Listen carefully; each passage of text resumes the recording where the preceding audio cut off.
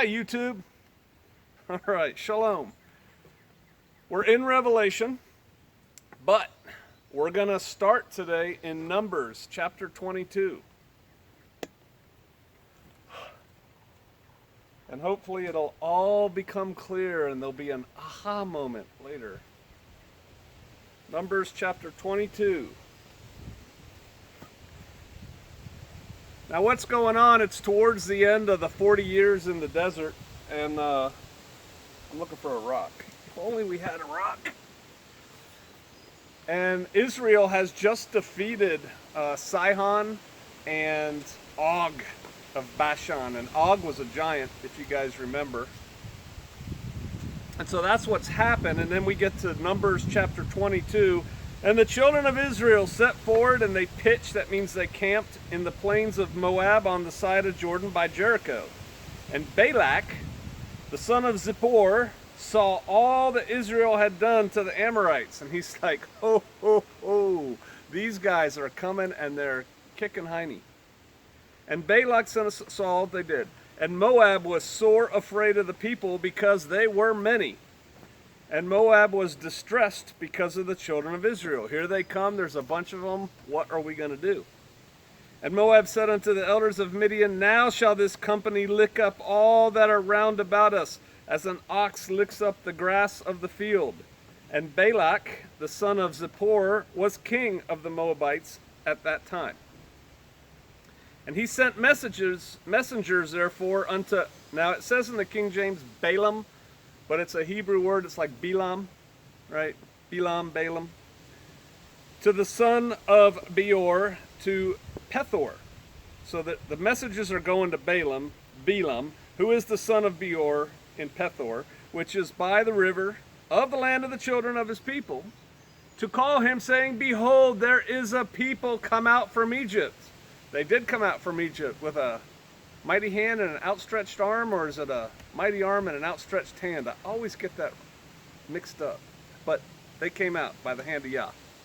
Behold, they cover the face of the earth. They abide over against me. Come now, therefore, I pray thee, curse me this people, for they are too mighty for me. Peradventure I shall prevail, that we may smite them, and that I may drive them out of the land. For I know that he whom thou blessed is blessed, and he whom thou cursed is cursed. So Balaam's got a reputation, and this guy sends for him. He's like, hey, I need your help with these Israelites. And the elders of Moab and the elders of Midian departed with the rewards of divination in their hand. This guy's kind of like a little sorcerer guy, Balaam. And they came unto Balaam, and they spake unto him the words of Balak. And he said unto them, lodge here this night, and I will bring you word again, as Yahweh shall speak unto me. Now this guy does not worship Yahweh, Balaam, but he knows who Yahweh is. And where are we? 8. Shall speak to me, and the princes of Moab abode with Balaam. And Elohim came to Balaam, and he said, what men are these with thee? And Balaam said unto Elohim, Balak, the son of Zippor, the king of Moab, has sent unto me, saying, behold, there is a people come out from Egypt, Mitzrayim, that covers the face of the earth, and come now, curse them, peradventure I shall be able to overcome them and drive them out. Now Elohim's not going to be for that, right? And Elohim said unto Balaam, you shall not go with them, you shall not curse the people, for they are blessed. And Balaam arose in the morning, and he said unto the princes of Balak, get you into your land, for Yahweh refuses to give me leave to go with you. And the princes of Moab rose up, they went unto Balak, and they said, Balaam refused to come with us. And Balak sent again yet princes more and more honorable than they. So he sends more important people. And they came to Balaam, and they said to him, thus saith Balak the son of Zippor, let nothing, I pray thee, hinder thee from coming unto me. For I will promote thee unto the very great honor, and I will do whatsoever thou sayest unto me. Come therefore, I pray thee, curse me this people. So it's going for round 2. He sends more important people and says, dude, I'll give you whatever you want. Just come keep these Israelites off of me. And Balaam answered, and he said unto the servants of Balak, if Balak would give me his house full of silver and gold, I cannot go beyond the word of Yahweh, my Elohim. Now it says my Elohim, but you'll see. To do less or more. Now therefore I pray you, tarry ye also here this night, that I may know what Yahweh will say unto me more. Now see, they didn't have holiday inns then. So these guys come on a long journey. He says, stay with me tonight. Let me figure out what's going on. And they're like, great. We need some place to sleep tonight anyway, because we're not getting on our camels and riding back. And Elohim came unto Balaam in the night, and he said unto him, if the men come to call thee, rise up and go with them. But yet the word which I shall say unto thee, thou shalt thou do. And so he says, if they call you, get up and go with them. Right? That's important. And Balaam rose up in the morning, and he saddled his ass, and he went with the princes of Moab. They didn't come for him. He just got up and said, all right, let's go. But Yahweh said, no, if they come ask you to go. And Elohim's anger was kindled because he went, and the angel of Yahweh stood in the way for an adversary against him.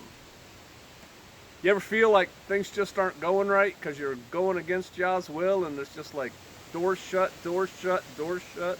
That's what's going on here. Now he was riding upon his ass, and his 2 servants were with him. And the ass saw the angel, the messenger of Yahweh, standing in the way, his sword drawn in his hand. And the ass turned aside out of the way and went into the field, because he didn't want to mess with that angel. And Balaam smote the ass and turned her into the way. It's like, get over there. And the angel of Yahweh stood in a path of the vineyards, a wall being on his side and a wall on that side. And when the ass saw the angel of Yahweh, she thrust herself into the wall and crushed Balaam's foot against the wall. So he hit her again. And the angel of Yahweh went further, and he stood in a narrow place, and there was no way to turn either to the right hand or to the left. And when the ass saw the angel of Yahweh, she fell down under Balaam. And Balaam's anger was kindled, and he smote the ass with a stick. And Yahweh opened the mouth of the ass, and she said unto Balaam, what have I done unto thee that thou hast smitten me 3 times? I think this next line is funny. And Balaam said unto the ass, because you have mocked me, I would that there were a sword in my hand, for now I would kill you. Just think about that for a minute. You're riding this donkey, it's not going where you want it to go, you get mad at it, if you push it over here, kick it, give it a little hit, then it bangs you into a wall, and you hit it again, and then you try it to go, and it just sits down under you, and then the donkey looks at you and says, what the heck, man? I'd have got off that donkey and said, get thee behind me, Satan, that's what I would have said. But he just starts talking back to it like it's not anything. I think that's funny. And the ass said unto Balaam, am not I your ass, upon which you have ridden ever since I was thine unto this day? Was I ever wont to do so unto thee? Have I ever misbehaved? And he said, no. And then Yahweh opened the eyes of Balaam, and he saw the angel of Yahweh standing in the way, his sword drawn in his hand. And he bowed down his head, and he fell flat on his face, because this happens all the time when men see angels. They're awe-inspiring, and they're just like, to the ground. And the angel of Yahweh said unto him, wherefore hast thou smitten thine ass these 3 times? Behold, I went out to withstand thee, because thy way is perverse before me. Or just perverse, depending on your version. That's important. And the ass saw me, and he turned from me these 3 times. And unless she had turned from me, surely now I had also slain thee and saved her alive. Yeah, if she hadn't turned, I'd have killed you, and I'd have saved your donkey. And Balaam said unto the angel of Yahweh, I have sinned, for I knew not that thou stood in the way against me. Now therefore, if it displease thee, I'll turn around and go back. Yeah, you will. You're looking at that big angel with that big old sword. And the angel of Yahweh said unto Balaam, go with the men, but only the word that I shall speak unto thee, that shalt thou speak. So Balaam went with the princes of Balak. And Balak heard that Balaam was come, and he went out to meet him unto a city of Moab, which is on the border of Arnon, which is the utmost coast. And Balak said unto Balaam, did I not earnestly send unto thee to call thee? Wherefore camest thou not unto me? Am I not able indeed to promote thee to honor? It's like, hey dude, I'm the king. Why do you make me keep sending for you to come out here? Can't I take care of you? And Balaam said unto Balak, lo, I am come unto thee. Have I now any power at all to say anything? The word that Elohim puts in my mouth, that shall I speak. And Balaam went with Balak, and they came unto Kirjath Huzoth. And Balak offered oxen and sheep, and sent to Balaam and the princes that were with him. And it came to pass on the morrow that Balak took Balaam and brought him up unto the high places of Baal, that thence he might see the utmost part of the people.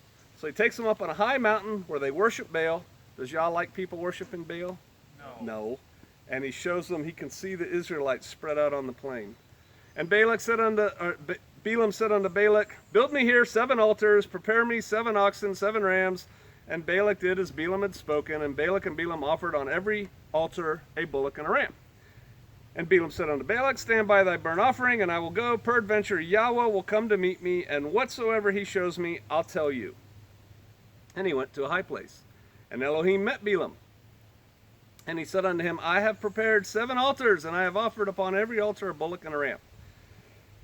And Yahweh put a word in Balaam's mouth, and he said, return unto Balak, and thus shalt thou speak. So he returned unto him, and lo, he stood by the burnt sacrifice, and all the princes of Moab, and he took up his parable, and he said, now in the interest of time, we're going to skip over exactly what he said, but basically he's not cursing Israel, okay? He's like, who can stand against them? And Balak, so when he says that, that's not what Balak wants to hear. Balak wants to hear him curse Israel. And verse 11, Balak says unto Balaam, what have you done unto me? I took thee to curse my enemies, and behold, you bless them. And he answered and he said, must I not take heed and speak that which Yahweh has put in my mouth? So Balak says unto him, verse 13, come, I pray thee, I'll take you to another place, from whence you may see them. You shall see in the utmost part of them, and shall not see them at all, and curse me them for thence. And he brought them unto the field of Pisgah, and they make altars. Verse 16, and Yahweh met Balaam, and he put a word in his mouth, and he said, go again to Balak, and say thus. And when he came to him, behold, he stood by the burnt offering. We're in verse 17, Moab with him. And Balak said unto him, what has Yahweh spoken? And he took up a parallel, and he said, rise up, Balak, and hear. And he doesn't curse Israel again, right? It's like, come on, man. And basically, here, look at verse 23. Surely this is no enchantment against Jacob, neither is any divination against Israel. According to this time it shall be said of Jacob and Israel, what has El wrought? Behold, the people shall rise up as a great lion, and lift itself up as a young lion, and he shall not lie down until he eat of his prey and drink the blood of the slain. It's like, you're talking about me, dude. I brought you out here to curse these people. And Balak said unto Balaam, neither curse them at all, nor bless them at all. But Balaam answered and said unto Balak, told not I thee, saying, all that Yahweh speaks I must do? And then Balak said unto Balaam, come, I pray thee, I will bring thee to another place. And so they go there. Chapter 24. Balaam saw that it pleased Yahweh to bless Israel. He went not as at other times to seek for enchantments, but he set his face towards the wilderness. And Balaam lifted up his eyes, and he saw Israel abiding in his tents according to their tribes, and the spirit of Elohim came upon him. And he took up a parable and said, all the way down through verse 9, he's not cursing Israel. Verse 10, and Balak's anger was kindled against Balaam, and he smote his hands together. And Balak said unto Balaam, I called thee to curse my enemies, and behold, you have altogether blessed them 3 times. Now therefore flee thou to thy place. I brought thee to promote thee to great honor, but lo, Yahweh has kept thee back from honor. It's all Yah's fault that you're not getting all these cool rewards I was going to give you. And Balaam said unto Balak, spake I not also as thy messengers which thou sent unto me, saying, if Balak would give me his house full of silver and gold, I cannot go beyond the commandment of Yahweh to do either good or bad of my own mind, but what Yahweh, that's what I'll speak. So Balaam seems to be doing Yah's will, right? He's only listening, sort of. I mean, he kind of got off on the wrong foot when he left, but he's saying the things Yah wants him to say. He's not cursing Israel. So verse 25 of 24, Balaam rose up, he went, returned to his place, and Balak also went his way. All right, so that's Balaam. It seems like he did what Yah wanted. He went, listened to Yah, and he went and he told what Yah said, which was basically praising Israel, not cursing them. That was all background. Let us now turn to Revelation. You'll see why. I hope. Last week, we looked at Philadelphia and Smyrna, the only 2 churches that Yeshua didn't have anything against, and they had one thing in common. Remember what that was? They hung in there? I guess they had two things come. They did hang in there. They persevered, and they knew about those who were of the synagogue of Satan, who said they were Jews but were not. They were of the synagogue of Satan. They both knew that, right? So that was something that we looked at last week. So now we come to verse 12 of Revelation 2. And to the angel, the messenger, matter of fact, I'm going to read the whole thing and then we're going to come back. Unto the angel of the church in Pergamos, write, These things saith he which has a sharp sword with two edges. I know thy works, and where thou dwells, even where Satan's seat is, or throne is.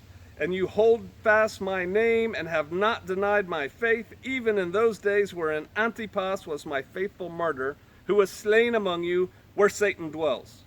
But I have a few things against thee, because thou hast there them that hold the doctrine of Balaam, who taught Balak to cast a stumbling block before the children of Israel, to eat things sacrificed unto idols, and to commit fornication. So hast thou also them that hold the doctrine of the Nicolaitans, which thing I hate. Repent, or else I will come unto thee quickly, and I will fight against them with the sword of my mouth. He that has an ear, let him hear what the Spirit says unto the churches. To him that overcomes, I will give to eat of the hidden manna, and I will give him a white stone, in the stone a new name written, which no man knows, saving he that receives it. That's what we're going to look at today.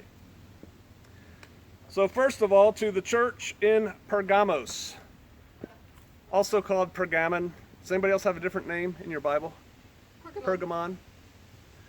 It was the northernmost of the 7 churches, so it was the furthest north in Turkey. It was, again, a great city, a big city. It was full of temples and shrines to former Greek, now Roman gods. There was a lot of pagan nonsense going on. And it was a center of government for Rome for Asia. So that was like I don't know if you could call Asia a region.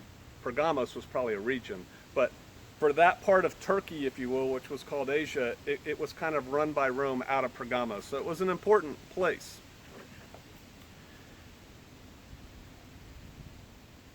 These things saith he which has the sharp sword with two edges. Just go back and look at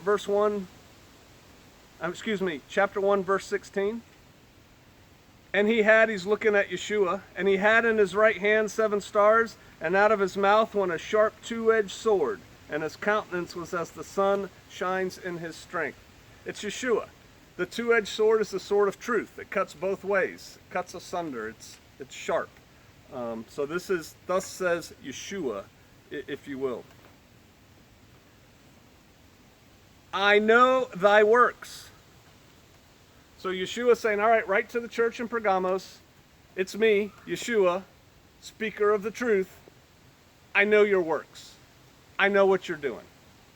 This is a good thing. This is the praise. This is the part of the critique sandwich. This is the good part. I know your works. Do you think they had a works-based theology? They're doing works. Yeshua notices their works and he appreciates it, and he's letting them know. I see the works you guys are doing. I know them. I appreciate it. And where you live, even where Satan's seat is, Satan's throne is in Pergamos. That's what seat is. Does anybody have throne written there? That seat is a throne. It's like the head of the household, the head of the whatever. They have their own special seat. Nobody else gets to sit in it. It still kind of goes today. Whenever I go to somebody's house and we're in the living room and they say, sit wherever you want, I always ask the guy, which one of these is your chair? Because I'm not going to sit in his chair. That's the throne. It's a carryover. And so Satan's throne is in Pergamos. Who's the prince of this world? Satan. And he's going to and fro in the earth, right? But when he's not going to and fro, when he's just chilling, kicking his feet up, metaphorically speaking, and hanging out, it was in Pergamos at the time. That's where he felt comfortable.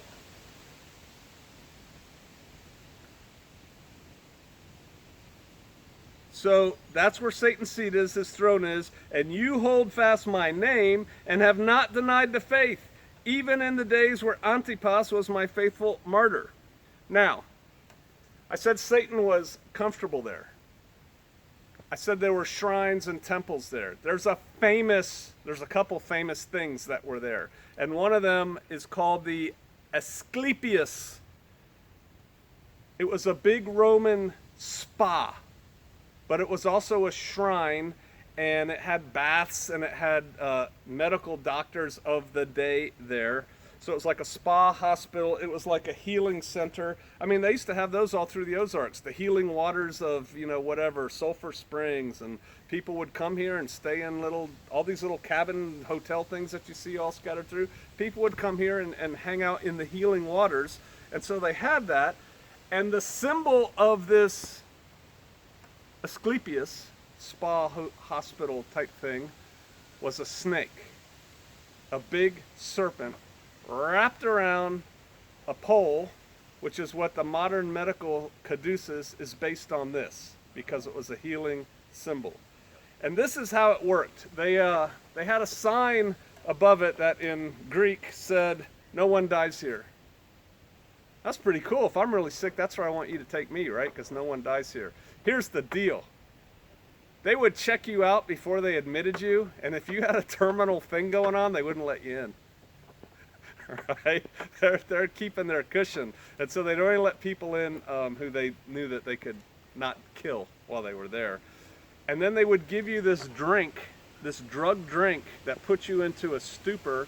And see, I could go off on a tangent here on how we're not supposed to do that stuff and get in touch with the spirits and all that, like ayahuasca or whatever that stuff's called. But they would give you this drink, and then you would go in and you would go into like this daze coma thing. And guess what they had all over this temple? Snakes. Non-poisonous snakes, but they were literally crawling everywhere. And so while you're in this weird trippy sleep at night, they would tell you, if a snake crawls over you, which most assuredly it probably would because the whole floor was covered with them, that's a good thing, and you'll have a dream, and that'll show you that you're going to be healed. So snake imagery, you're doing drugs, pharmakia, you're hanging out there, snakes are climbing around.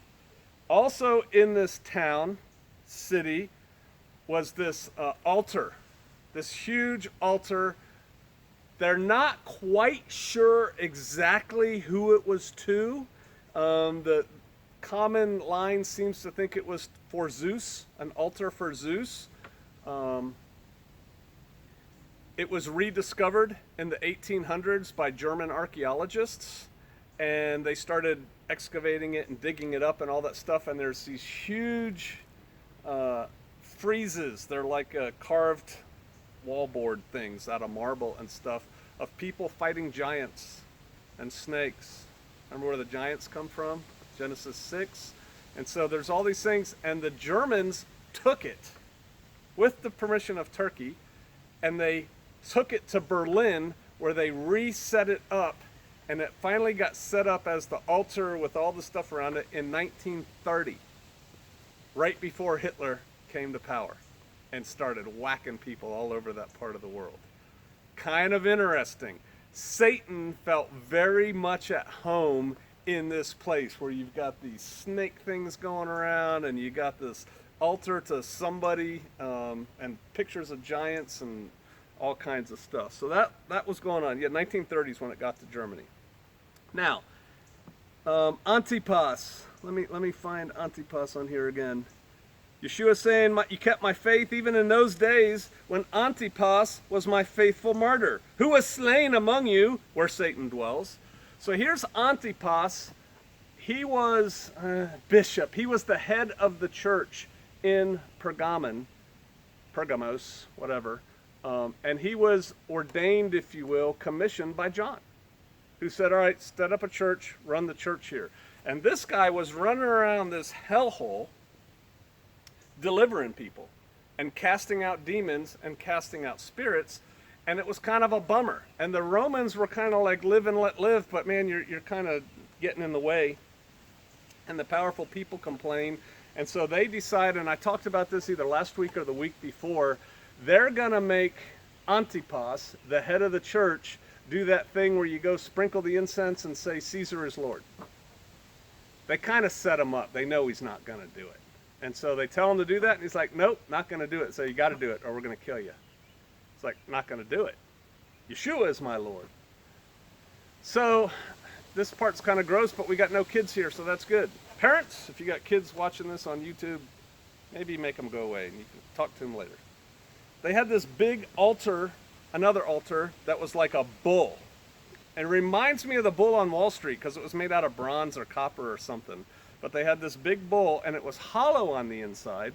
And what they would do is they would put the victim inside this bull with their head where the bull's head is. And they had these pipes coming out of it. And then they would start a slow fire underneath this bull. And they would slowly roast the person to death. And when they screamed, going through these weird pipes in the bull, it would sound like the bull was going, and the people thought that was cool. That's satanic as heck, right? What's going on there? That's what they did to Antipas. That's how he died in this thing. And supposedly, he was just singing psalms and things like that when he died. But that's how Antipas went in this town, and this church still hangs out there. So, Satan dwelt there. The church did works there.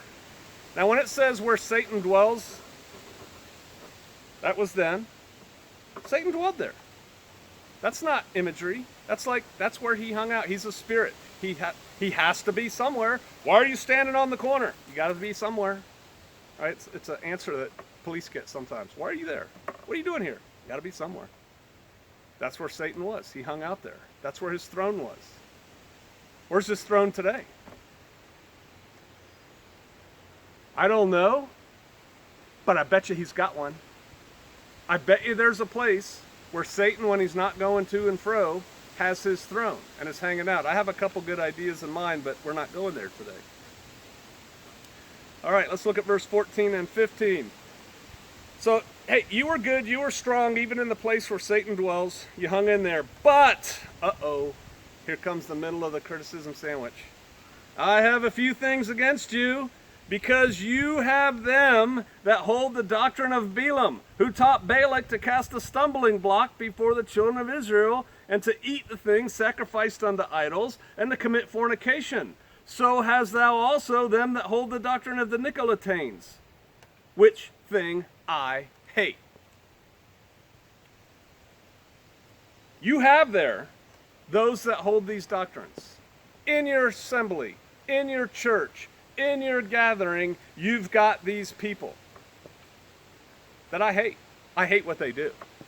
I hate that. We talked about the Nicolaitans, however that's pronounced, a week or two ago. Look at chapter 2, verse 6. He's talking to who? Ephesus. Chapter 2, verse 6. But this you have, you hate the deeds of the Nicolaitans, which I also hate. Ephesus hated those people. But here in Pergamum, they've got them in their assembly. And Yah doesn't like them. And if you remember from that sermon, one of the things about the Nicolaitans was like they ate food sacrificed to idols. And we went into that whole eat what you want, that's where the name comes from and all that. It's okay, eat what you want. And then you'll remember, look at, so 2:6, you hate the deeds of the Nicolaitans, which I also hate. He that has an ear, let him hear what the Spirit says unto the churches. We're in verse 7. To him that overcomes, I will give to eat of the tree of life, which is in the midst of the paradise of Elohim. And we compared and contrasted that. These Nicolaitans eat whatever they want, food sacrificed to idols, unclean things. You hate them, that's cool, check it. You're going to get to eat something. You're going to get to eat of the tree of life. And so that went there. Now, it says, these people that you have there in your congregation, they subscribe, they hold to the doctrine of Balaam, who taught Balak to cast a stumbling block before the children of Israel. And if you think about it, Balak tried to get Balaam to curse Israel, but he didn't do it. He said what Yah said. So we got to figure out what this is. How did Balaam get Balak, the king, to put a stone in front of Israel? A stumbling block. And the stumbling block, if you just kind of read into this, who taught Balak to cast the stumbling block before the children of Israel, to eat things sacrificed unto idols and to commit fornication. That was the stumbling block he put before Israel. Eating things they're not supposed to eat and committing fornication. Let's go back to Numbers. 25. So when last we left him, Balaam is doing what Yah wants, and Balak is kind of frustrated and says, get out of here. Now Balaam is probably scared for his life, number one. He doesn't know how far down that trail he's going to get before the horsemen come after him and kill him, because Balak is just mad about this whole situation. And two, he could be regretting that he didn't get a house full of silver and gold or whatever riches and honors that Balak was going to put on him. So that's what happened. Let's go to verse, that just happened, and Balaam rose up and he went and returned to his place, and Balak also went his way. Look at the very next thing we read about. Now check this out. In the original writings, there were no verses and chapters. It just flowed from one to another. So this isn't really a road in Shittim where the people began to commit whoredom with the daughters of Moab. So there's fornication. And they called the people unto the sacrifices of their gods. So there's eating things sacrificed unto idols. And the people did eat. And they bowed down to their gods. And Israel joined himself unto Baal Peor. So Baal Peor, Baal, and Peor means opening. It was on a hilltop, had an opening, and it was all about fornicating with these temple prostitutes there. And so the word Peor was picked for a reason. And so Israel just loses it. I mean, here you are being led by the outstretched arm, mighty hand of Yah. You're defeating giants. You've got a king that you're coming up against that tries to get this big wizard dude, the prophet, whatever, to curse you. He doesn't do it. And now you turn to fornication and eating things to idols and worshiping Baal Peor? What the heck is wrong with you? So Baal Peor, and the anger of Yahweh was kindled against Israel. And Yahweh said unto Moses, take all the heads of the people and hang them up before Yahweh against the sun, that the fierce anger of Yahweh may be turned away from Israel. And Moshe said unto the judges of Israel, slay every one of his men that were joined unto Baal Peor. All those dudes that went up there and did that, kill them. Hang their heads up. This is Israel. In enemy territory, I might add. Well, who convinced Balak that the Israelites were susceptible to this type of behavior? Let us turn. Oh, wait, no, I gotta fill something in first. So, whoredom and eating, that's the stumbling block. You know where we're going with this, right? You know who convinced Balak to do that, but we'll get to that. Let's back up to the Nicolaitans. So this guy, Nicholas, he was kind of like a church leader also. He was a keeper of Torah and a worshiper of Yeshua to a degree. He was in the crowd, right? He was with the people. He had these, he was an elder, if you will, and he supposedly had a beautiful wife. And the guys, and so he decided he wasn't going to sleep with his wife because she was too beautiful. This is the story that's come down through the ages. She was too beautiful, and there's these other believers denying themselves, so he's going to deny himself of his wife. But man, he was really jealous of her, and I guess he gave people the stink eye, other guys, when they looked at his wife, who's probably not too happy that they're not having relations also. And somebody accused him of being jealous and coveting his wife, and so he said, you can have her. I don't care. You sleep with her. And that started in his little sect, this whole wife swapping thing. And then he decided he would too. And so these guys are swapping wives around. You're not allowed to do that. That's adultery. But that's what he was doing. So, according to the Nicolaitans, it's okay to eat whatever the heck you want to eat. That stuff doesn't matter. It's okay to commit fornication. That stuff doesn't matter. We've got Jesus. He forgives all my sins. They probably said Yeshua. But that's kind of what they were doing. And if you think about it, it's like, do whatever you want. You got Yeshua who forgives your sins. Do what thou wilt. That's like a satanic manifesto. Do what you want. Do what thou wilt. So that's what's going on with the Nicolaitans. Eat what you want. Eat whatever. Fornication. Brings to mind something else. Let's go to Genesis chapter 3. Eat what you want. Fornicate. I'm really glad there's not kids here today. Genesis 3, now the serpent. Anybody have a different word? Remember the snake imagery in this town and this little temple and snakes crawling all over? The word for serpent is nakash. It means shining one. It does also mean serpent because serpents are shiny. But this means shining one. Think about that. The serpent, the shining one, the nakash, was more subtle, more wise than any beast of the field which Yahweh Elohim had made. Yeah, because he's Lucifer, the shining one, fallen angel. And he said unto the woman, yes, yea, has Elohim said that you shall not eat of every tree in the garden? This is what we call a probing attack. He's trying to see where she's weak. And the woman said unto the serpent, we may eat of the fruit of the trees of the garden. We're talking about eating here, right? But the fruit of the tree which is in the midst of the garden, Elohim has said, you shall not eat it. See, Elohim said in the beginning, you can't eat this. Later on, that gets expanded. We can read about it in Leviticus chapter 11. You can't eat these things. You can't eat whatever you want. You cannot. It's not okay, Nicolaitans or whoever, Nicolaitans. You may not eat of it. Now she adds, neither shall ye touch it, lest ye die. Yah never said you can't touch it. Adam probably didn't trust her. So he goes, look, check it out. Because Adam was instructed by Yahweh. And he's got to instruct Eve, his wife. So he goes, all right, look, see that tree over there? Can't eat of that tree. Matter of fact, don't touch it.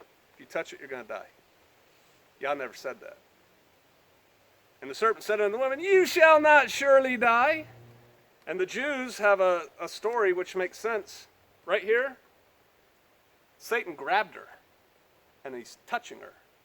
He goes, see, you didn't die. Because Satan was that tree.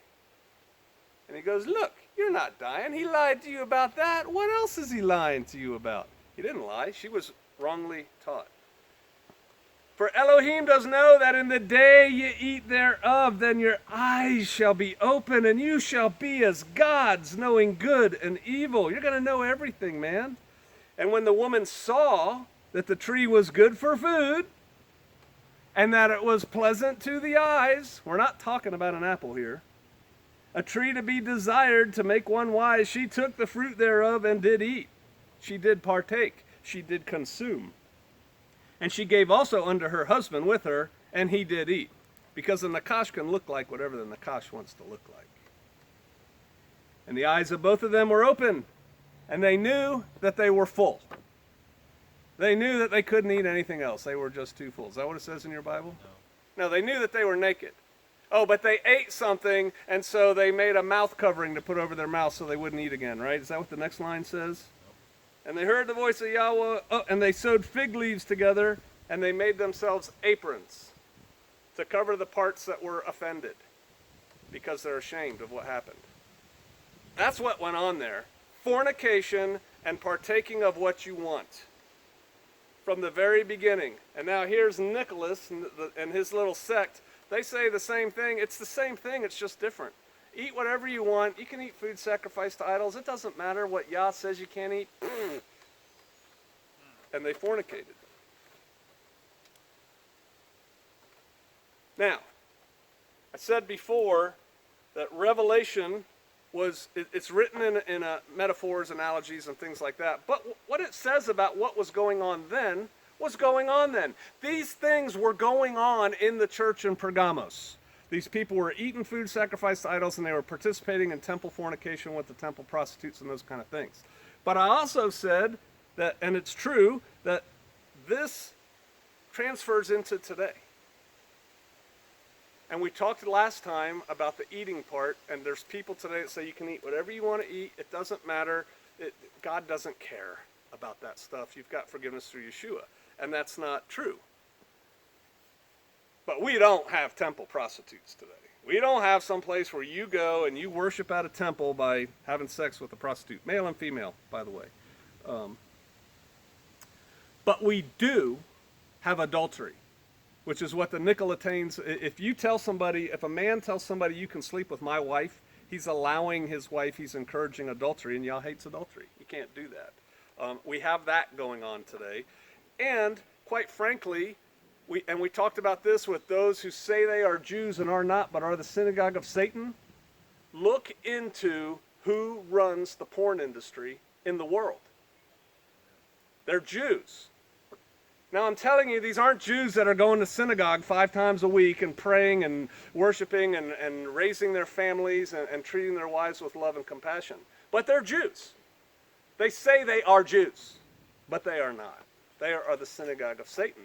And it's the same thing because porn is rampant in the world today. I saw something on Drudge about a month ago, and like out of the top 4 or 5 sites on the internet, porn sites are like up there that people go to every day in the world. They have counters or something that they can tell. Yah hates the deeds of the Nicolaitans. And the deeds that we're talking about specifically are eating things you're not supposed to eat and fornication. He hates those things. He still hates them today, and those things go on. Related to food, sort of, and fornication, I actually thought we'd call this food and fornication, but we're not going to. We'd get more people watching it. Let's go to 1 Corinthians. Chapter 7. We'll just start in verse 1. Paul's writing to the church in Corinth.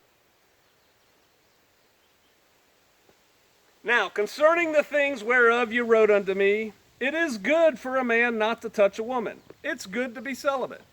If you can dedicate yourself to Yah, that's good. However, we're all human, and most of you are weak humans. So, verse 2, nevertheless, to avoid fornication, let every man have his own wife, and let every woman have her own husband. Let the husband render unto the wife due benevolence, and likewise also the wife unto her husband. That means you don't withhold marital relations from each other in a marriage, is what that means. And I'm not trying to turn this into that sermon. The wife does not have the power of her own body, but the husband. And likewise also the husband has not the power of his own body, but the wife. Do not defraud you one another. That means don't hold back. Except it be with consent. That means you both are in agreement for a time that you may give yourselves to fasting and prayer. So when you fast and when you're deep into that fasting prayer, you don't have sex, right? But look at this. And come together again after that's done, so Satan doesn't tempt you for your incontinency, because we're human. And that's what we're supposed to do. So fasting is kind of like food. It's a lack of food, which is a good thing. Back to Revelation. Now that you know what we're talking about. Verse 15. So it's the same thing as the stumbling block. Balaam put the stumbling block. Oh, I was going to take you somewhere too.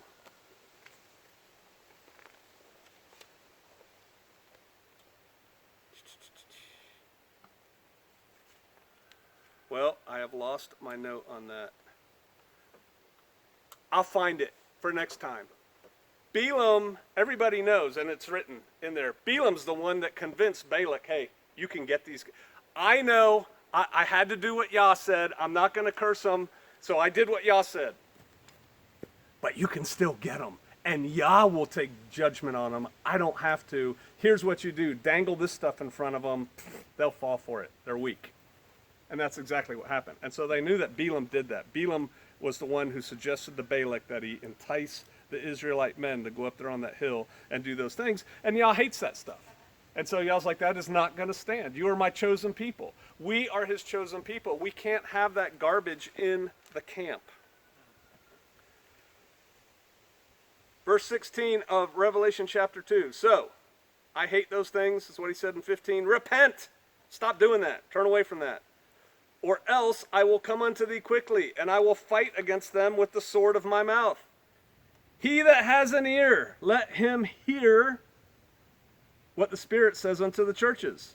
To him that overcomes, here we go with the food again, I will give to eat of the hidden manna, and will give him. So, again, don't eat those things at the Nicolaitans, and don't partake of that garbage, just like all the way back in the garden. Don't do that. But by holding out, by hanging in there, by persevering, I'm going to give you manna. So hang in there and persevere. And then he also says, I will give you a white stone. Let me find that here. I will give him a white stone. Does somebody have something else written than stone? It's like a monument. It's like a participation trophy, a winner's trophy. It's like, here, you win. That's what you're getting. And oh, by the way, you get a new name. And only you know that name. I know the name. I'm giving it to you. This is y'all speaking, not Joe. But you're going to have a new name on it if you hang in there. If you have ears to hear what the Spirit is saying to the churches. And so we got to ask ourselves, because it's easy to just go over this and go, yep. Do we have ears to hear? Are we taking these lessons and applying them to our life? If you do, you're going to get to eat manna, and you're going to get your name, a new name written. Let's go to 2 Corinthians chapter 5.